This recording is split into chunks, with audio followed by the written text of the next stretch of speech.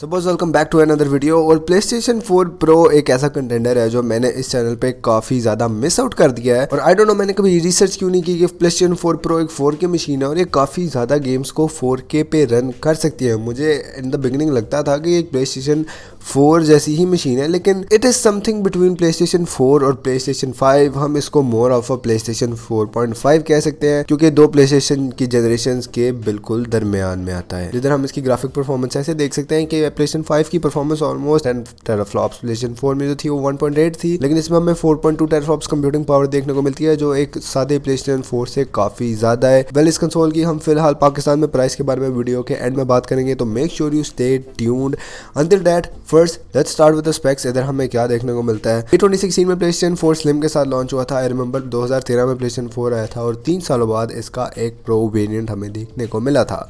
तो इधर जो हमें मेन डिफरेंस देखने को मिलता है that is the CPU and GPU, जिधर हमें 1.6 GHz की जगह 2.1 GHz CPU देखने को मिलता है। That is a big improvement. और उसके अलावा जो मेन GPU में हमें इम्प्रूवमेंट देखने को मिला है दैट इज़ 1.84 से 4.2 टेराफ्लॉप का बम्प। बाकी चीज़ें ऑलमोस्ट सेम ही है, लेकिन ये जो एक्स्ट्रा टेराफ्लॉप्स है इसको गेम्स यूज़ करती हैं फॉर 4K। PlayStation 5 में भी हमें 4K मिलता है और PlayStation 4 Pro में भी हमें 4K मिलता है, लेकिन डेफिनेटली PlayStation 5 जितना पावरफुल नहीं है। It does not have ray tracing, ये 30 FPS पे लिमिटेड है। लेकिन लेट्स टॉक अबाउट कि क्या ये नेटिव 4K रन कर सकता है या नहीं। जब PlayStation 4 Pro आया था तो इसकी मेन मार्केटिंग ऐसे की गई थी कि ये Amazon और Netflix जैसी स्ट्रीमिंग सर्विसेज से 4K तो स्ट्रीम कर सकता है, लेकिन ये काफ़ी ज़्यादा गेम्स 4K पर भी खेल सकता है। अब इसमें PlayStation 4 की इंटायर लाइब्रेरी तो हम 4K पे नहीं खेल सकते। जब PlayStation 4 Pro नया आया था तो तब डेवलपर्स ने आहिस्ता आहिस्ता गेम्स को 4K पे अपस्केल करना शुरू कर दिया था। और Horizon Zero Dawn पहली गेम थी जो PlayStation 4 Pro पे 4K पे चलती थी, लेकिन ये 4.2 टेराफ्लॉप्स की जो ग्राफिक प्रोसेसिंग थी ये सारी गेम्स को 4K पे चलाने के लिए कैपेबल इनफ नहीं थी।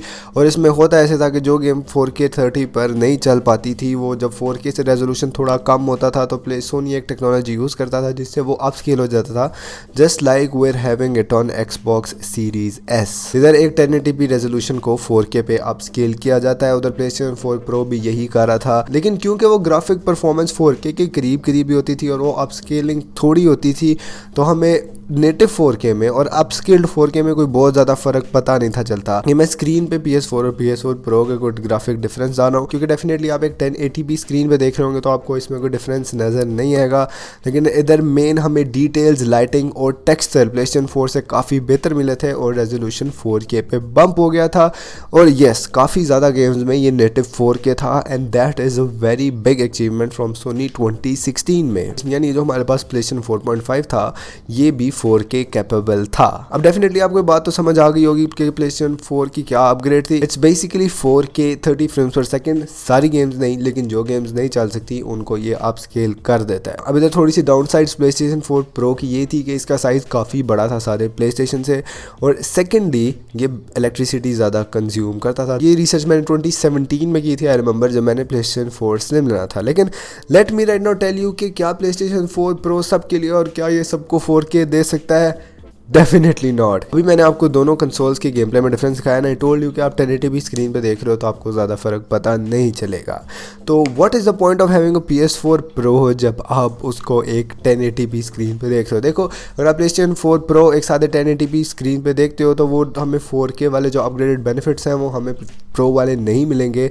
और एट दैट पॉइंट PlayStation 4 और PlayStation 4 Pro में बहुत ज़्यादा फ़र्क नहीं रह जाएगा। इधर हम कंसोल को ब्लेम तो नहीं कर रहे कि 4K रन नहीं कर सकता, लेकिन क्योंकि एक सादे PlayStation 4 के अपग्रेड पे हमें एक 4K टीवी भी चाहिए प्रो के लिए, तो वो एक इनिशियल कॉस्ट को काफ़ी ज़्यादा कर देता है। And if you are going for a 4K TV तो आप एक PlayStation 5 तो अफोर्ड कर ही सकते हो।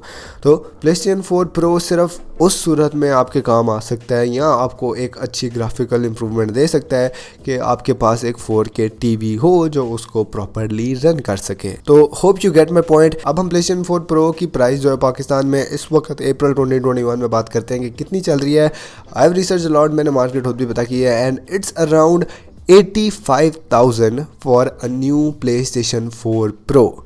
अगर आप यूज़ में जाते हो तो ये अराउंड आपको 50 से 60 के दरमियान मिल जाता है, and I think that is not a bad deal अगर आप प्ले स्टेशन 5 की तरफ नहीं जाना चाह रहे and you have a 4K TV lying around. लेकिन अगर आपके पास एक 4K टीवी नहीं है एंड यू आर कंसिडरिंग कि आपको प्ले स्टेशन 4 या प्ले स्टेशन 4 प्रो लेना चाहिए, तो ट्रस्ट मी वो जो आप 25 से 30 हज़ार प्ले स्टेशन 4 प्रो के ऊपर दे रहे हो, that's definitely not worth it. लेकिन all in all PlayStation 4 एक काफ़ी अच्छा कंटेंडर है, कंसिडरिंग कि ये एक प्ले स्टेशन 4.5 है। ये दोनों दो जनरेशन के दरमियान एक कंसोल है प्ले स्टेशन 4 और प्ले स्टेशन 5 के, जिधर हमें 4K 30 FPS पे काफ़ी ज़्यादा गेम्स मिल सकती हैं and it can definitely benefit for them. तो इस तरह इन तीन कंसोल्स के रेजोल्यूशन में हम डिफरेंस कर सकते हैं। प्ले स्टेशन 4 साथ आपको 1080p 30 FPS तक गेमिंग दे सकता है, तो प्ले स्टेशन 4 प्रो है वो 4K 30 FPS तक नेटिव गेमिंग नहीं दे सकता, अपस्केल दे सकता है, लेकिन इट्स बेसिकली 4K 30। लेकिन जब आप प्लेस्टेशन 5 पे जाते हो तो वो आपको 4K 120 फ्रेम्स पर सेकंड तक गेमिंग दे सकता है, जिधर हमें 60 नेटिव मिलती है, 60 FPS पे 4K 60 FPS पे नेटिव मिलती है, और रे ट्रेसिंग जैसे अलग फीचर भी है if you are considering the graphic performance. लेकिन 4K की बात करें तो yes, PlayStation 4 pro supports 4K, और अगर आपके पास एक 4K टीवी है तो आपकी प्लेस्टेशन 4 की गेम्स पहले से बेहतर ग्राफिक्स पे रन कर सकता है। सो yeah guys, that's basically it for today's video. Hope you guys enjoyed it. Make sure to drop a thumbs up and subscribe and down below. See you guys in the next one. Allah Hafiz.